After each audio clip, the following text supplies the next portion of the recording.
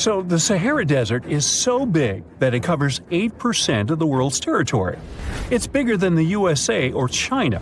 Surprisingly, the Sahara is not the largest desert in the world. It is the third largest, behind Antarctica and the Arctic. But it is definitely the hottest one. Temperatures there reach 136 degrees Fahrenheit. This place has some of the most incredible sand dunes you've ever seen, towering up to 1,476 feet. But here's the kicker. There's a real risk that these dunes might continue to spread until they cover the entire world. Surprisingly, the influence of the Sahara Desert extends far beyond its borders. Its dust, carried by powerful winds, makes its way to the UK and across the European continent, particularly in winter. This dust, settling on the ground where it rains, is a familiar sight to those in the UK, often leaving a red residue on cars. This connection between the Sahara, England, and Europe serves as a stark reminder of the global reach of environmental phenomena. You might think this is not a big deal, but it could turn Europe into a desert, leaving its soil infertile and Europeans with no food. Soil is a fundamental aspect of human existence, just as crucial as clean water and air. Without it, we're left with nothing but a bleak and barren landscape. The Sahara Desert has already made its jump across the Mediterranean Sea, which is concerning and could change the landscape forever. 1/5 of Spain has already turned into a desert. The next victim is Italy, which also faces the problem of desertification. In fact, almost all European countries have the same issue. According to an expert, the land that has not changed for nearly 2,000 years will become mostly rock, and people living on this land will be gone. 60% of the soil in Moldova is gone, and the problem has expanded beyond the Black Sea. It has reached China and Mongolia, thousands of miles away from the Sahara Desert. All of this causes losses of $4 billion a year. The threat is so significant that even the UN has gathered the necessary resources to solve the problem as soon as possible. Italy is sending help to Africa to stop the Sahara Desert from expanding. If this process does not stop in the next 10 years, millions will be forced to leave their homes. The Sahara Desert is growing for approximately 30 miles per decade. You do the math and see how long it will take to cover Europe. Since 1920, the Sahara has expanded by around 10%. But not all hope is lost because more than 172 countries have joined to put a stop to the desertification of the world. The World Food Program is a project that aims to help bring back green land that was once present in the Sahara. When they told people who called the Sahara home what they were about to do, the latter basically laughed in their faces and said it was impossible. But when you have a specific goal in mind, the impossible becomes possible. If we traveled back around 5,000 years into the past, we would see a beautiful forest with lush green trees and grass. Africa's climate has been changing for 21,000 years, from fantastic greenery to uninhabitable deserts. This has to do with Earth's rotation and the monsoons that bring water to this dry continent. But with the help of scientists and some clever tricks, we can bring the greenery back and stop the Sahara in its tracks. The Senegal River serves as a border between the Sahara Desert, Senegal City, and Mauritania. When you look at this area from space, you'll see how the desert is expanding to Senegal because the vegetation along the riverbank is almost non-existent. Forests can serve as a barrier, stopping the sand from getting blown away and the desert from expanding. An effort to create a great green wall is being made, and how they do it is actually quite impressive. Nothing has been growing in the currently restored area for more than 40 years, making locals find other places to call home. People were thrilled when they saw that the land could be restored. They're very committed and learn to work with the soil and grow food. At the same moment, more than 30,000 hectares have been restored and transformed into lush greenery. The Sahel region is the starting point of desertification, and it is crucial to establish a green wall in that area first. To make this wall is not rocket science, since it only takes a few simple steps. The ground there is baked by the sun and as hard as a block of concrete. If you've ever poured water on concrete, you know that it just flows away. It doesn't stay in one place. So they had to create water-retaining half-moons that would hold the water and make it available to plants.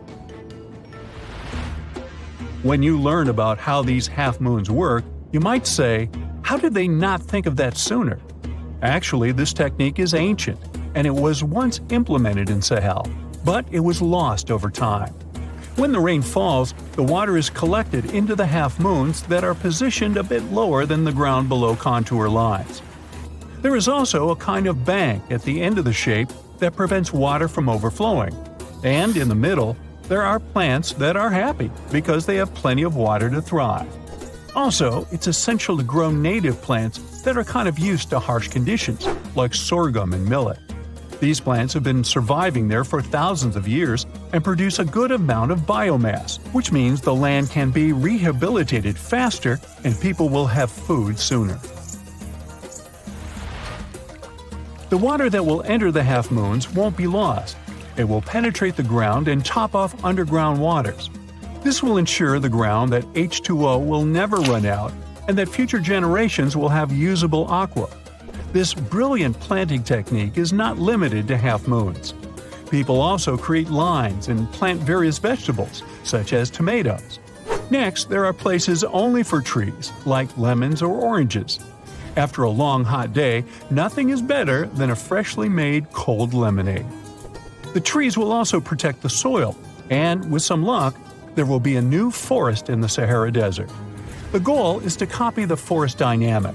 Start with small plants and gradually expand to bigger plants that are more useful than the tiny ones. They are aiming to plant more than 10,000 trees. Right now, many people are leaving the Sahara after the rainy season, going to cities or leaving Africa altogether. At this time of year, villages are like ghost towns. Only animals can be found there. Most people are gone. I mean, who would blame them? Nobody wants to live in the sand where nothing grows. Luckily, with all this new, old technology being developed, many people are slowly but surely returning to their land and starting to work in agriculture. The best thing is that there are no brutal winters, so plants grow 12 months a year, and people can always have food. People are becoming more social because now everybody stays in their villages and doesn't travel much. If this project works out, Africa will be saved, and the world won't turn into a giant desert. You find yourself in Africa, land of unique wildlife, home to a great variety of cultures and languages, and, first and foremost, host to the world's largest hot desert, the Sahara. It's daytime, and you are thirsty for some water and shade. You've been walking for days, trying to find one of those precious-looking oases. You feel you're near, but the horizon just keeps stretching and stretching. Your mind is tired, and your body is feeling all the heat. It's like you've eaten a full plate of hot pepper and then some more, judging by how much you're sweating. And when I say hot, think 100 degrees Fahrenheit hot, on average. No wonder this is happening. After all, you find yourself in the world's biggest hot desert. Now I say hot desert since the biggest deserted landscapes are actually the cold ones, located in Antarctica and the Arctic. Icy Antarctica's frozen desert is more or less the size of 1 million LAXs. Yep, the Los Angeles International Airport. The Arctic Desert is just a bit smaller than that. Now, in case you don't know, the Sahara Desert is located in northern Africa, stretching from the Atlantic Ocean all the way over to the Red Sea. It occupies an area large enough to place approximately 100,000 Disney World theme parks side by side. According to scientists, its boundaries are expanding. Deserts usually form in the subtropics because of what's called Hadley circulation. The air rises at the equator and descends into the subtropics. This circulation of air has a drying effect, which helps the formation of desert landscapes. Since the 1920s, the Sahara is considered to have expanded by over 10%. How is this happening? Well, let's start from the beginning. You probably know the Sahara Desert as one of the most inhospitable places on Earth today. Just FYI, for a place to be considered a desert, it has to receive less than 4 inches of rain per year. Due to the very small precipitation index, deserts are usually dry and arid places. There is little humidity in the air, and daytime temperatures can go as high as 130 degrees Fahrenheit. Usually, there isn't that much animal and plant life because of the lack of water. But in the Sahara's case, it wasn't always like that. It may be difficult to imagine northern Africa without the tons of sand it has today. But about 20,000 years ago, the Sahara was actually one big oasis. Recent discoveries show clear evidence of what the scientists now call the Green Sahara. In the mid-1800s, a German explorer crossing the Sahara encountered some paintings and engravings that nomad artists had left behind. What he saw in those paintings looked nothing like his actual surroundings. Instead of an arid landscape with only camels and desert vegetation, the rock paintings depicted jungle animals like giraffes and hippos. There were even images of livestock and grazing animals such as cattle and sheep, something that seems impossible for modern-day Sahara. Artists usually draw what they see around them, so this finding really intrigued the German explorer. The drawings were so detailed that the artists must have had close contact with those animals. You can find this rock art spread out in the northern part of the African continent, from western Sahara to Saudi Arabia. Geologists soon took a keen interest in this and found the first clues to what this could mean. They have been able to confirm that, in fact, northern Africa was once much wetter. They found evidence from nearby deep-sea sediment off the coast of Mauritania. Sampled cores of underwater sand and mud, known as Saharan dust flux, show geologists that, indeed, a green Sahara was possible. The more dust is blowing off of the desert and into the bottom of the ocean, the drier the climate in the region. The sediment cores show that there was much less dust, only half as much, coming off northern Africa during the humid period. This period has to do with Earth's natural cycles. Normally, the Earth rotates at a tilt of 23.5 degrees, but this angle is not consistent and changes over time. Earth's tilt is responsible for the amount of sunlight each hemisphere receives. It affects several ecosystem functions on the planet. During the time of the Green Sahara, the Earth received between 4 and 8% more sunlight than it does today. So when the Earth tilted about 20,000 years ago, the northern hemisphere received more direct sunlight, which affected humidity levels in the region. As the northern hemisphere got warmer, this affected monsoon activity, more specifically the West African monsoon. Monsoons are wind systems that affect a region's rainfall index and humidity levels. As a part of the globe gets warmer, it allows for more air to rise. It combines with the wind to draw moisture up into the atmosphere. Little by little, northern Africa also became wetter. The increased moisture made the Sahara so wet that there were actual bodies of water in the region. As vegetation grew, the plants held onto moisture better than bare sand could. There is evidence of natural basins throughout the Sahara and lakes so big they would fit all of the U.S.'s Great Lakes inside of them. Archaeologists uncovered evidence of vibrant societies in what are now arid areas. It looks like ancient cultures were able to take full advantage of the African humid period.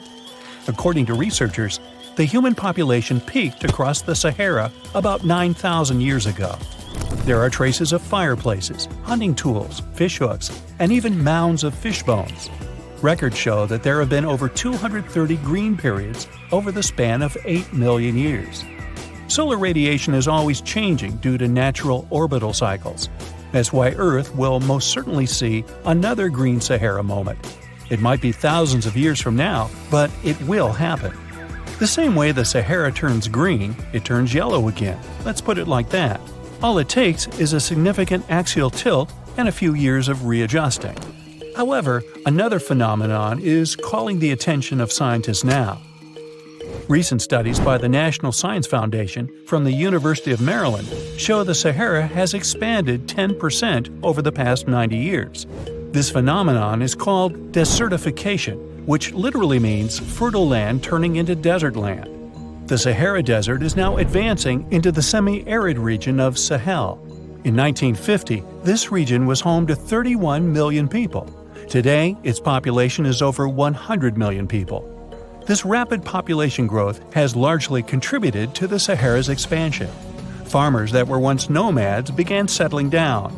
Land usage grew more intense, aiding in weakening the soil. The demand for food has caused an overcropping of the land, so even more of it is turning into the desert now. The study also shows that natural climate cycles can affect rainfall in the Sahara and the Sahel. Scientists affirm that all deserts fluctuate, not only the Sahara. A desert's boundary may expand in the dry winter and contract during the wetter summer. South of the Sahara lies the Chad Basin.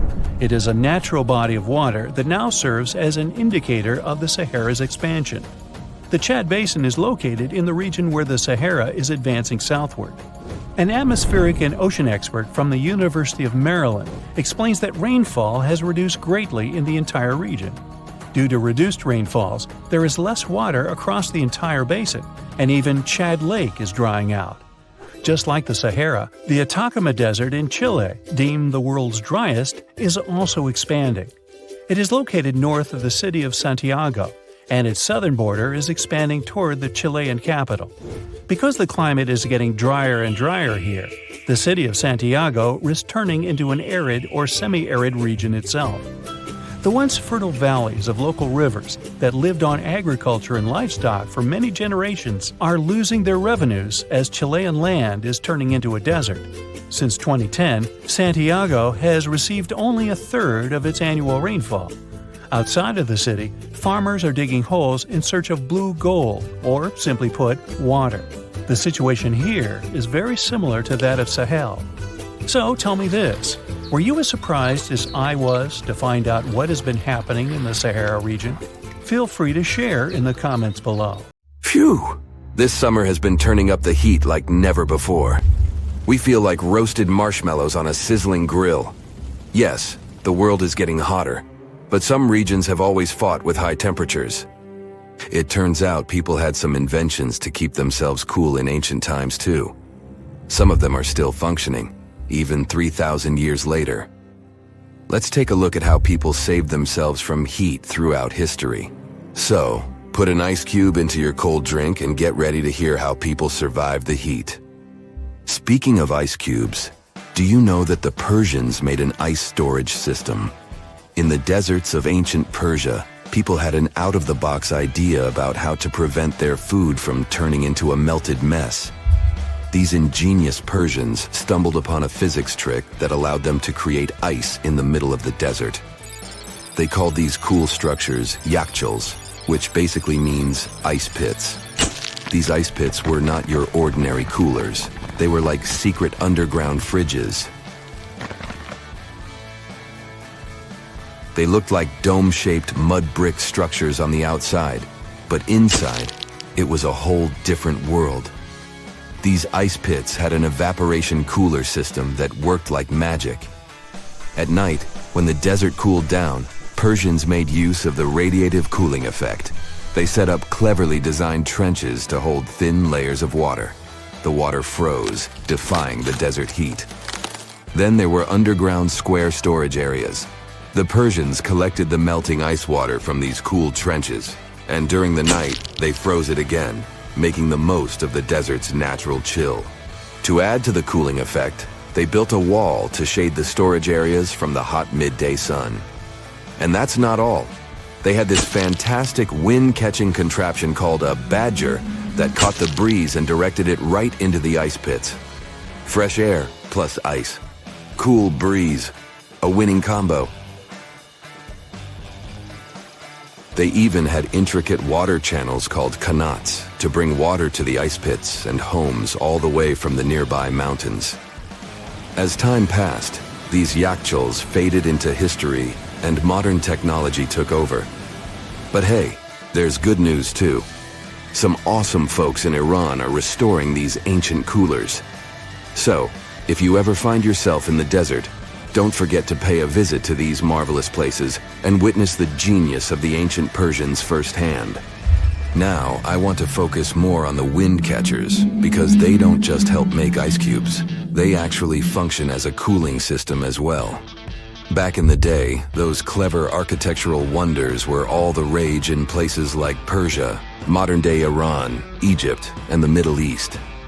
Imagine tower-like structures with openings at various levels strategically placed to harness the power of nature's breeze. These openings were like magical portals for the wind. They captured those refreshing gusts and guided them right into people's living spaces. Basically, they were natural air conditioners. The breeze would gracefully flow downward, cooling the ground as it danced through the building. The secret sauce lies in the details: the tower's height, the number of sides, the openings, and the positioning of the interior blades. Everything plays its role in how efficiently the wind towers work out. Thanks to these wind catchers, ancient societies could enjoy comfy indoor temperatures without sweating. Can you imagine living in those times?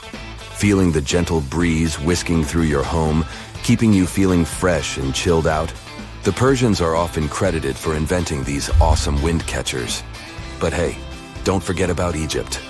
There, you can find traces of similar structures dating all the way back to 1300 BCE. Yes, the invention of wind catchers may have occurred in ancient Egypt, but Yazid in Iran is the city with the largest number of wind catchers. People wouldn't have been able to live there without these ancient ACs, because there was almost no rain in the area throughout the year.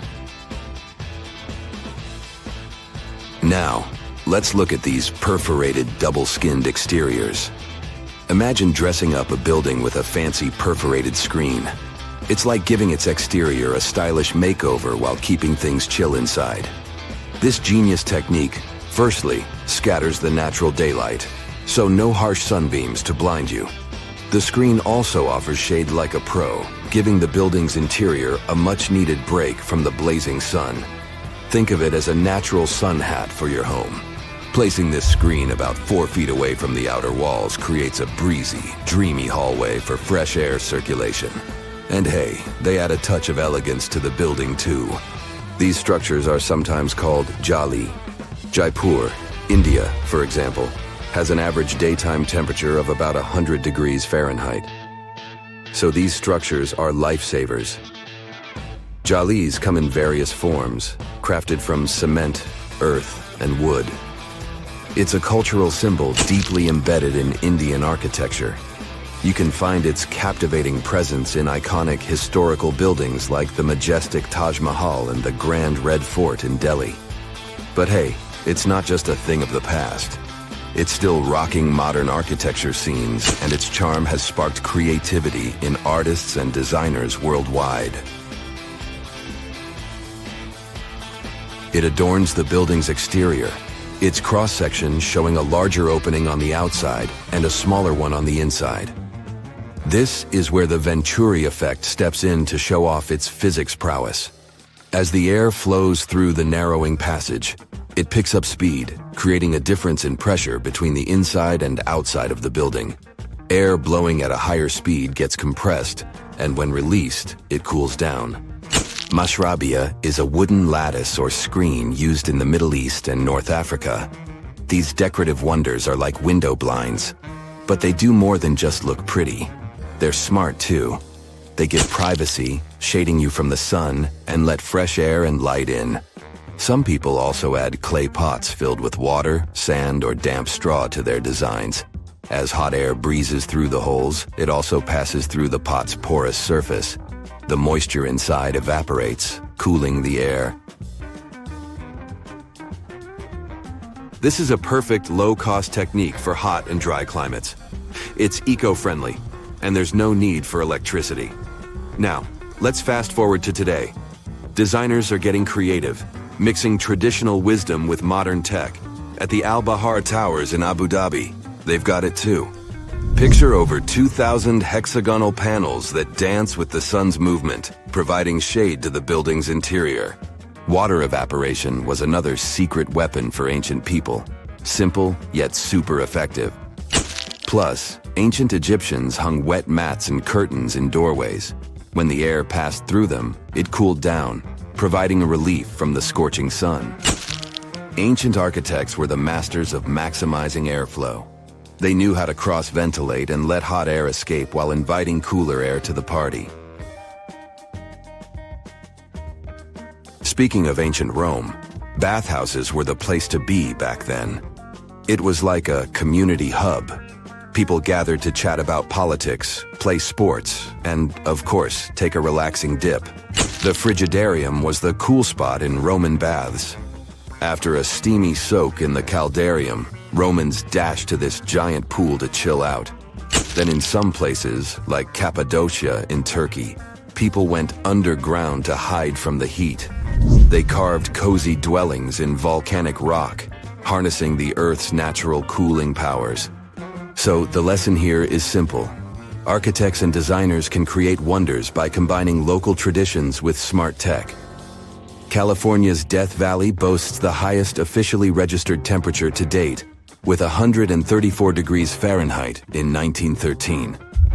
Meanwhile, Africa's sweltering record stands at 131 degrees Fahrenheit in Kebili, Tunisia, as noted in 1931.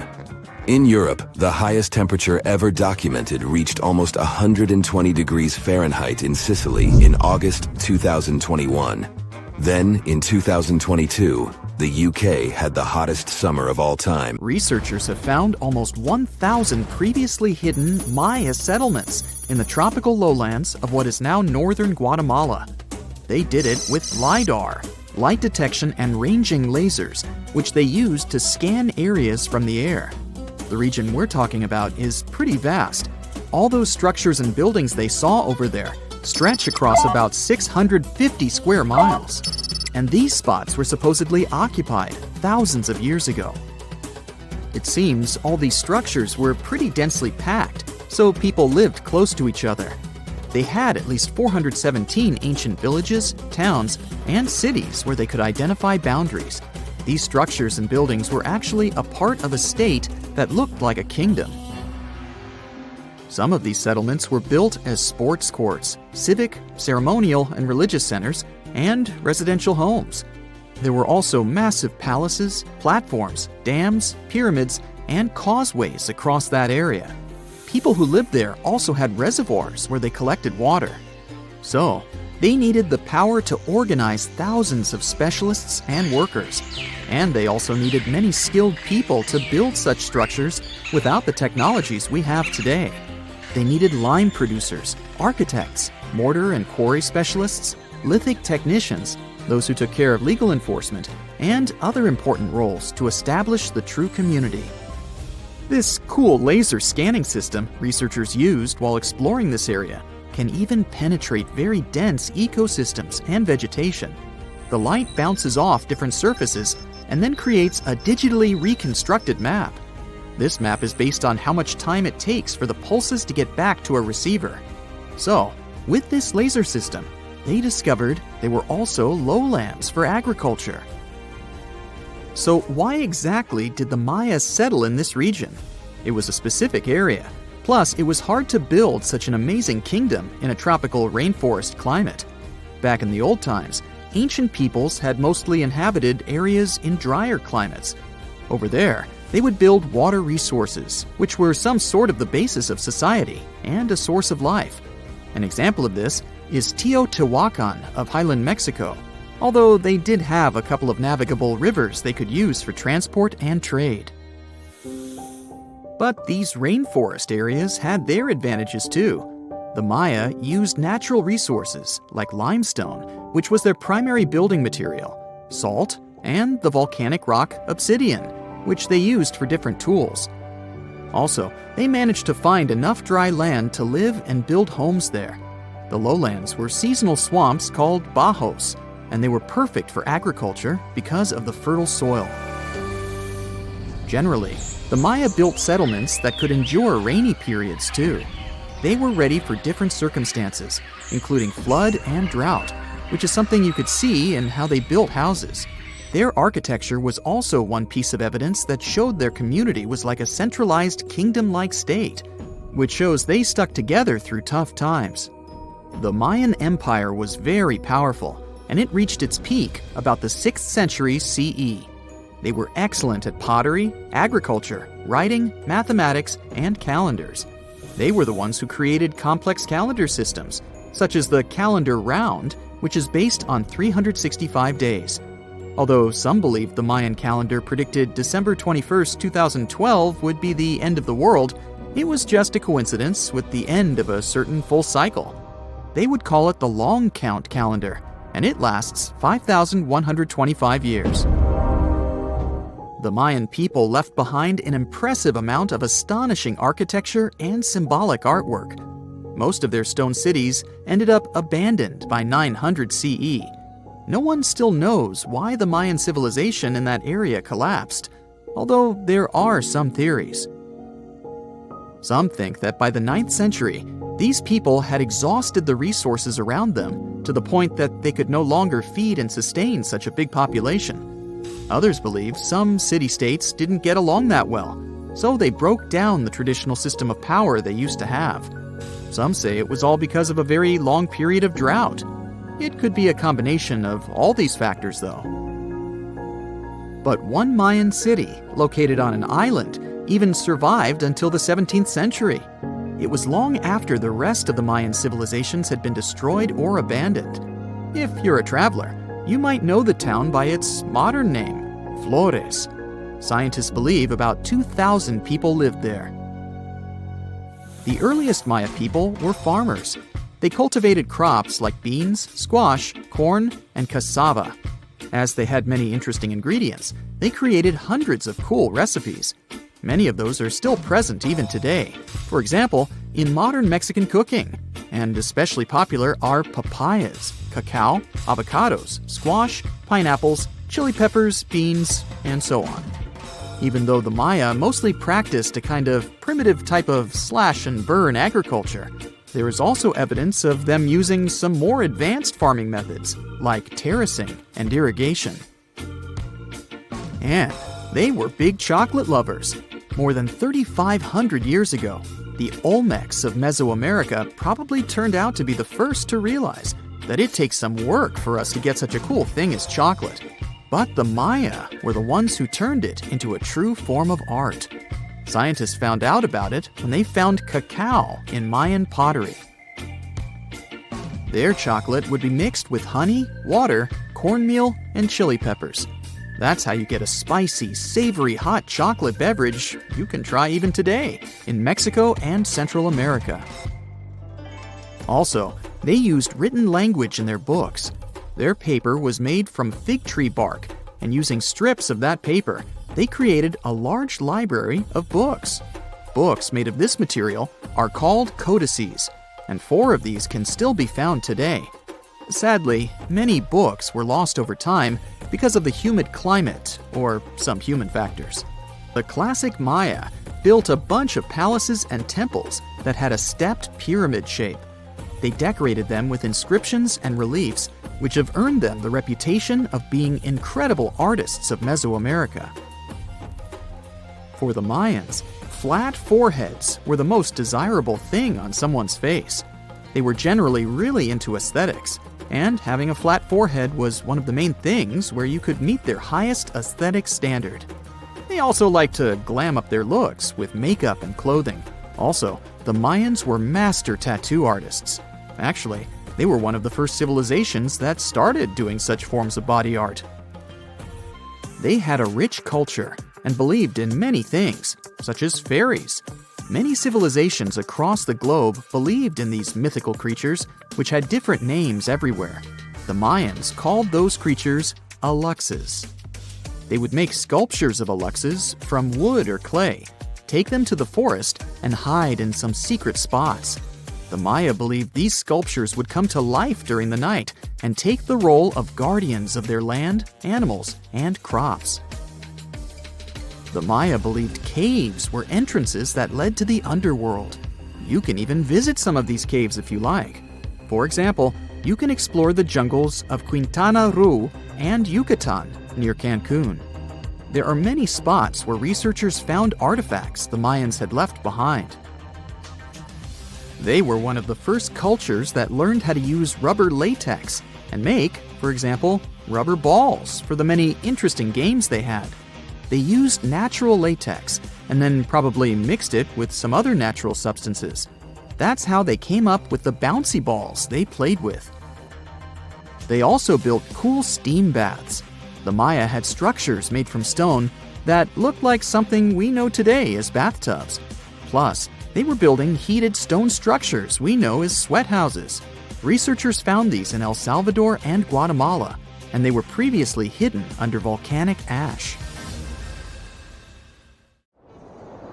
In November 1922, a boy walked through the desert mountains of Egypt and discovered some ancient steps carved into the rock. Subsequently, this find became one of the world's largest and most significant archaeological discoveries. This step was part of Tutankhamun's untouched tomb. Archaeologists found about 5,000 ancient objects, including jewelry, fabrics, painted vases, and funeral masks. You've probably seen one of them. It has become one of the most recognizable attributes of ancient Egypt. More than 100 years have passed since then, and now humanity has finally become close to another large-scale discovery, the tomb of Cleopatra.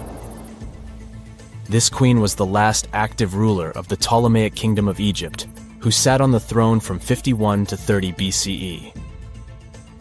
There are many ancient records about Cleopatra, her reign, and her unusual personality, but until now, no one has discovered the secrets about her passing away in the burial place. So, one archaeologist, Dr. Kathleen Martinez, has been studying ancient records and temples around Alexandria for decades, and concluded that the tomb of the queen should be located under the ancient city of Taposiris Magna, founded in 280 BCE. It was a big city on the northern coast of Egypt, where tens of thousands of people were engaged in trade and industry, and it seems that Dr. Martinez's guesses turned out to be correct. She and a group of archaeologists have discovered a secret underground tunnel near Alexandria, with a length of about 0.8 miles. It was cut into the rock under Taposiris Magna's temple. During further excavations, they found many things that indicate Cleopatra's tomb lies in the tunnel's depths. It's also possible that she is buried there together with the Roman commander, Mark Antony. According to ancient records, Cleopatra and Mark Antony loved each other and together opposed the Roman Senate, which declared Antony a traitor. The fact that natural disasters have occurred on the territory of Taposiris Magna for thousands of years can complicate the excavations. Earthquakes and floods destroyed the city and possibly flooded its underground tunnels. But archaeologists hope the ancient tomb remains untouched, and that it hides many treasures and records about the royal life of ancient Egypt during the reign of the last dynasty. There's a chance that excavations will go underwater and in the mud. This will require much time and funding, but archaeologists are sure it's worth it. Anyway, it's too early to say that Cleopatra is really buried there, but scientists have found many things in the tunnel that confirm this, including clay pots, dozens of coins with the image of Cleopatra and Alexander the Great, as well as a bust with the image of the Egyptian queen. Cleopatra is still one of the most popular personalities in Egypt, on an equal footing with Ramesses III and Tutankhamun. She inspired many films, paintings, and books, but what made her so popular? She became famous for her inconsistency. She was a beautiful, intelligent ruler who pulled Egypt out of the crisis and made it a prosperous power. Medieval Arabic texts say she knew chemistry, mathematics, and philosophy, and may have written several scientific books. She knew several languages and had excellent diplomatic skills. At the same time, there are many legends that she was a femme fatale who drove many men crazy. However, there's no evidence that her beauty was incomparable. The image of a stunning model was created by Hollywood when it made several films where famous actresses performed the role of Cleopatra. And the Roman Emperor Octavian, the adopted son of Julius Caesar, specially created the image of Cleopatra as an insidious seductress because he was her enemy. Even though she was born in Egypt, Cleopatra wasn't an Egyptian. Her ancestors were Greeks, among whom was one of the generals of Alexander the Great. However, the people of Egypt loved her. She learned the language and was very sensitive to the traditions of this country. She knew the history, mentality, and customs of ancient Egypt well. She raised the level of its economy and strengthened its status as a world power. Much of this was made possible thanks to her cunning and impressiveness. She loved theatrical performances and lavish celebrations. She knew how to surprise people and put on a show. But behind the exterior image of a luxury lover was an intelligent and calculating ruler. Ancient Egypt was a rich, luxurious country, and Cleopatra did everything to increase its wealth and strengthen its position in the international arena. For example, she was once in conflict with her brother Ptolemy XIII. The queen knew that she wouldn't be able to resist him, so she decided to attract Julius Caesar to their side. The Roman emperor arrived in Alexandria, where Cleopatra wanted to meet him, but Ptolemy knew about her plans and was about to prevent her from coming to Caesar. Then, instead of a rich and noisy arrival, Cleopatra decided to make her visit inconspicuous. She wrapped herself in a carpet or linen bag the emperor's servants carried into Caesar's private chambers. Cleopatra emerged from the carpet and impressed the Roman emperor with her beauty and determination. As a result, they fell in love with each other and became close allies. After some time, she impressed another influential Roman for diplomatic purposes. She arrived to meet Mark Antony on a golden barge with purple sails and silver oars. Cleopatra was dressed in the image of Aphrodite and sat under a magnificent canopy. Her servants dressed like cupids and were blowing her fan and burning incense. But Cleopatra created such a show for a reason. She knew that Antony revered Greek mythology and considered himself the embodiment of Dionysus. As a result, he was so impressed with this woman that he ended up marrying her. Cleopatra defended her crown, strengthened her alliance with Rome, and bore Antony 3 children. In Egypt, they threw big parties and enjoyed wealth with power. However, the relationship of a high-ranking official with the Egyptian queen caused a scandal in Rome. Octavian was Antony's primary opponent in the struggle for power, so he exploited the situation to darken the competitor's reputation. He used propaganda to make Cleopatra an insidious seductress in the eyes of Roman citizens. He accused Antony of succumbing to her charms. The Roman Senate supported Octavian and declared Cleopatra an enemy. In 33 BCE, this conflict reached a high point when Antony's navy clashed with Octavian's fleet. The latter won and forced his enemy to flee to Egypt with Cleopatra. According to some records, they took refuge near Alexandria. Pursued by the Romans, they hid in one of Cleopatra's palaces and met their end. Some legends say that Cleopatra was an expert in poisons. She provoked a venomous snake, a viper or an Egyptian cobra, to bite her. Also, according to another legend, she pricked herself with a poisonous needle. There's a theory that Cleopatra always carried an ampule with poison inside her hairbrush.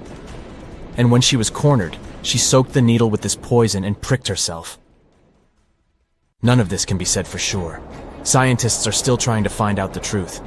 Perhaps when they reach Cleopatra's tomb, the world will get more answers about her tragic fate. She is considered the last ruler of Egypt. After her passing, Octavian plundered her palaces and temples and returned to Rome, where he became the main emperor. He successfully ruled the country and expanded its borders. His reign ended when he turned 75. World history would have looked different if Cleopatra and Mark Antony hadn't lost that naval battle. By the way, did you know that more time has passed between Cleopatra's reign and Neil Armstrong's flight to the moon than between the reign of the Egyptian queen and the construction of the Great Pyramid of Giza? Armstrong took a step on the Earth satellite in 1969, 38 years after the birth of Cleopatra. And the construction of the pyramid took place in 2560 BCE. Imagine how long the history of ancient Egypt is. Cleopatra is closer to us in time than to the pyramids. Let me take you to a place that seems to be out of this world. Life inside this cave has been isolated from the outside world for about 5.5 million years. And it does show. See for yourself. Due to such a long isolation, the conditions inside the Movel Cave are like nowhere else on our planet. A unique ecosystem is flourishing there, even though there is a severe lack of sunlight inside the cave, and the air is toxic. The cave, located a few miles west of the Black Sea in Romania, was first discovered in 1986. Nowadays, you can only visit it if you have special permission. Plus, the central caverns are guarded naturally by narrow limestone tunnels and vertical shafts. So, if you're no stranger to claustrophobia, you'd probably better not enter this place. In the depth of the cave, the air has twice less oxygen than the air outside. Instead, it contains a lot of carbon dioxide and hydrogen sulfide, so not the freshest air you can breathe. It's also pitch black inside the cavern. But despite, or should I say, thanks to, this cocktail of extremely harsh conditions, the site is a true goldmine for biologists. Shockingly, life seems to be booming here. In a 1996 study, scientists identified 48 species, and 33 of them were unique to the cave. Most of the creatures inhabiting the cave are tiny, with long limbs and antennae that help them navigate in the dark. They have no vision and lack pigment, and it makes sense.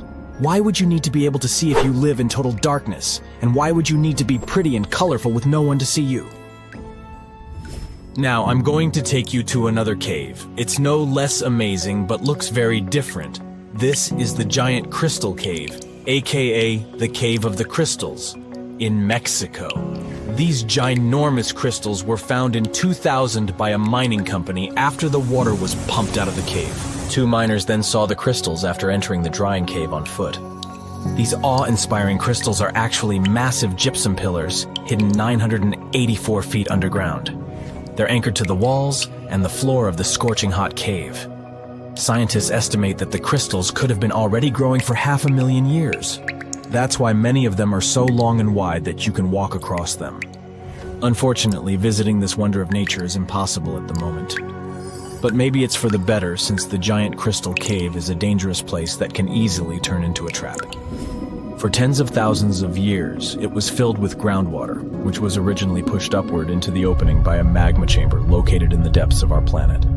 The magma under the cave kept the water hot, but eventually the temperature of the water dipped below 136 degrees Fahrenheit.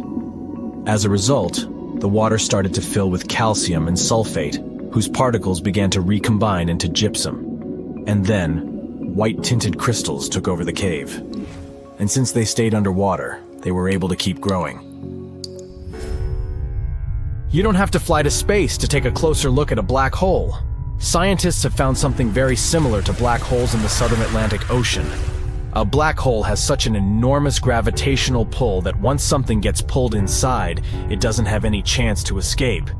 Even light can't get out of a black hole. But ocean black holes seem to be almost as powerful as their space relatives. But instead of catching the light, they do the same with water. Ocean eddies are massive whirlpools that spin against the main current. They usually swirl billions of tons of water, and most of them are larger than a city. These whirlpools are so powerful that nothing trapped by them can escape.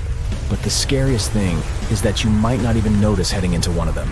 These things are so huge that you won't spot their boundaries until it's too late. When scientists started exploring ocean vortices with the help of satellites, they discovered the borders of several eddies. After that, they managed to prove that, mathematically, these whirlpools are the same as mysterious black holes in space. Massive eddies are surrounded by super-tight barriers where fluid moves in closed loops. Even water can't get out from the inside of these loops. That's why tight ocean vortices play the role of enormous containers. Water inside them can be totally different from the ocean surrounding an eddy. And I'm not only talking about its temperature. The salt content inside and outside a whirlpool often differs as well. On the thin Curonian spit splitting the Baltic Sea from the Curonian Lagoon, there is one of the most bizarre places on Earth. Locals call this area the Dancing Forest because pine trees in this forest have shockingly unusual shapes. They twist in spirals and circles along the ground. There are some theories why it could be happening, of course.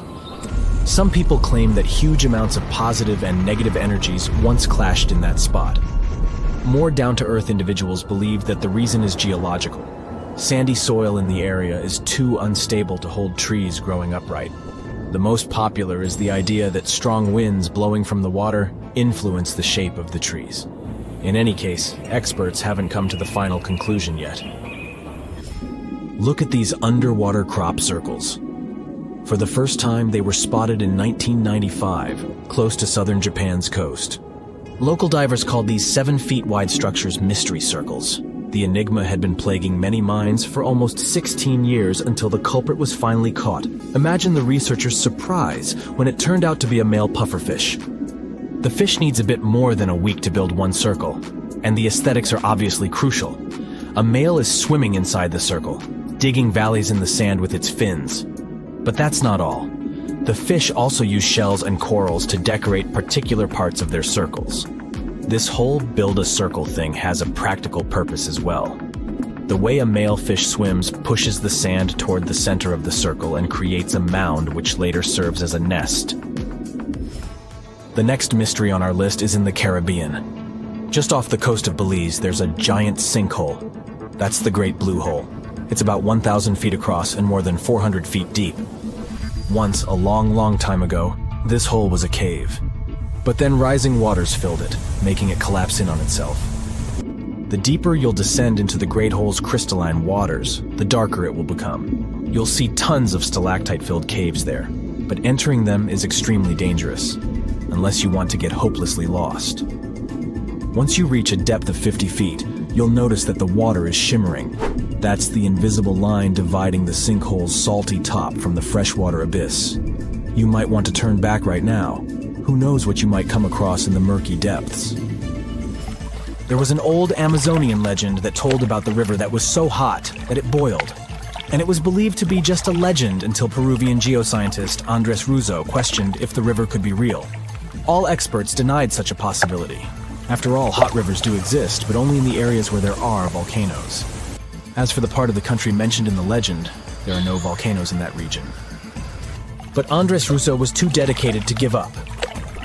And in 2011, he finally located the river from the legends. The water in it was indeed steaming hot. Its temperature was 186 degrees Fahrenheit, not boiling, but pretty close to this point. But what shocked the researcher the most was the size of the river. One could think that the almost boiling water was the result of the activity of an underwater hot spring. But thermal pools are always small, while the river is 20 feet deep and flows for almost 4 miles. This is the only river of its kind on our planet. A comfortable abode with a gorgeous view of the Mediterranean Sea will serve as a perfect rain shelter. Well, this is what a real estate advertisement might have looked like for Neanderthals 100,000 years ago. Welcome to the weird and wonderful caves you could live in, or not. Of course, back then, neither real estate and advertising had been invented yet. Never mind the fact that Neanderthals couldn't build houses and often lived in caves. Yet, one of those caves looks an awful lot like a residential building. It's situated inside a high limestone cape called the Rock of Gibraltar. If the Neanderthals had had an economy, the caves inside this rock would have cost a bundle. Navigators discovered it in 1907. They just spotted a big hole inside the fortified rock. For many years, scientists have studied this place and found some traces of Neanderthals. They discovered ancient tools in the cave and bones of old animals. But the coolest thing was, they found 4 caves inside the rock. It was like a residential complex. Neanderthals lived alongside neighbors and helped each other hunt and fish. They created feather decorations and painted abstract drawings on the walls. Imagine our ancient predecessors hanging out in these caves 100,000 years ago. And now, scientists hang out there and study the primeval past of Neanderthals in detail. At the end of 2021, archaeologists uncovered a gap inside one of the caves leading to an unknown tunnel. They crawled through this hole and opened a new space under the cave roof. This place has been closed off from the outside world for over 40,000 years. And it seems it was one of the most prestigious apartments in the entire mountain complex. It has high ceilings with ancient stalactites. The ruined stone curtains divided the apartment into several rooms. Scientists also found the remains of ancient animals and scratches on the walls. It seems that Neanderthals had never lived here, but they used to visit this place. Archaeologists found the shell of a sea snail called dog whelk. One of the Neanderthals brought it here for some reason, but the primary owners of this place were hyenas. These caves show that Neanderthals were closer to humans than to monkeys. They had a way of life and even some customs. There's still a lot of work ahead, and scientists hope to find new rooms inside this rock. Meanwhile, in 2003, archaeologists discovered another early dwelling on the Isle of Flores in Indonesia. Among the green jungle, they found a cave with ancient tools. At first, everyone thought the human ancestors lived here, but then scientists discovered an unusual skeleton of an adult.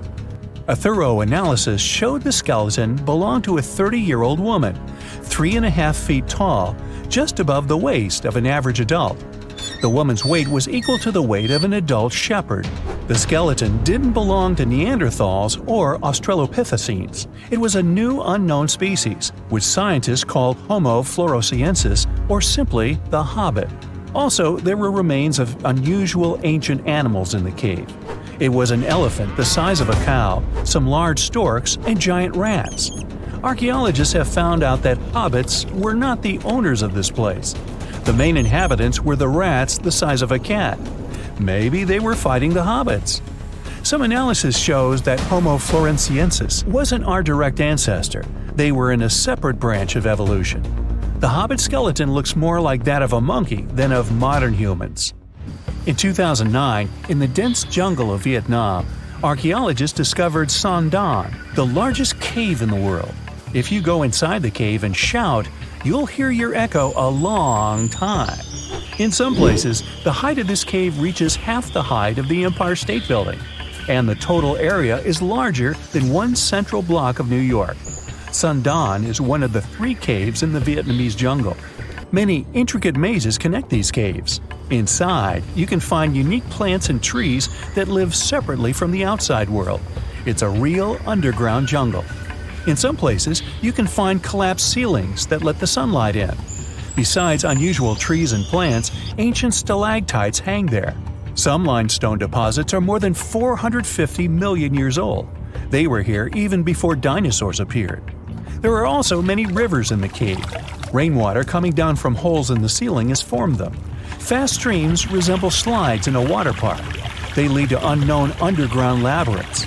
Scientists have studied only a small part of all these caves. The next unusual cave is in New Zealand. Hundreds of thousands of fireflies live inside. Each of them glows with a blue light.